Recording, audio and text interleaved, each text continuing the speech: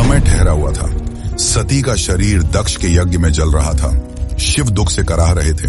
किसने सोचा था कि दुनिया की सबसे पहली प्रेम कहानी का अंत इस प्रकार होगा।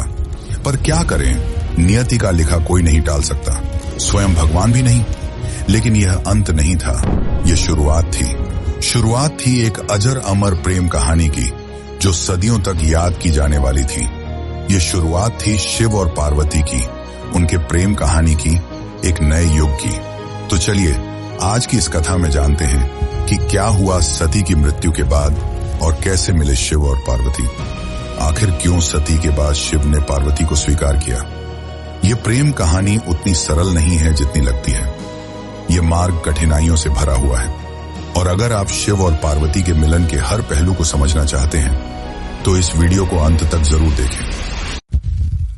सती की मृत्यु के बाद शिव सती के शरीर को उठाकर अपने विरह में पूरे ब्रह्मांड में भटक रहे थे, जिससे पृथ्वी का संतुलन बिगड़ने लगा।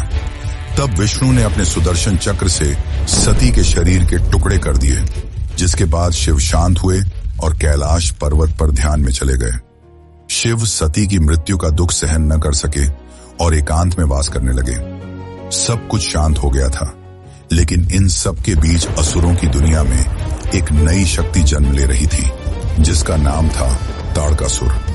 वह शिव की अनुपस्थिति में बढ़ती हुई अराजकता का प्रतीक था। उसने कठोर तपस्या की और अपने तपोबल से पूरे ब्रह्मांड को हिलाकर रख दिया। अंततः उसकी तपस्या से प्रसन्न होकर ब्रह्मा जी प्रकट हुए। ब्रह्मा जी ने कहा, मांगो पुत्र, क्या वर चाहते हो।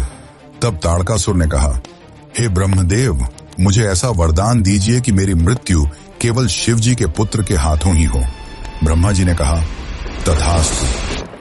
ताड़कासुर जानता था कि शिव सती के विरह में कैलाश पर तप में लीन है और कभी दूसरा विवाह नहीं करेंगे। ऐसे में उनके पुत्र होने का तो सवाल ही नहीं उठता। यह वरदान पाकर ताड़कासुर चारों ओर तबाही मचाने लगा। उसका आतंक तीनों लोकों में फैल गया। देवताओं के आश्रम जल गए, यज्ञ नष्ट हो गए और स्वर्ग भी कांप उठा। तभी सभी देवता इंद्र सहित ब्रह्मा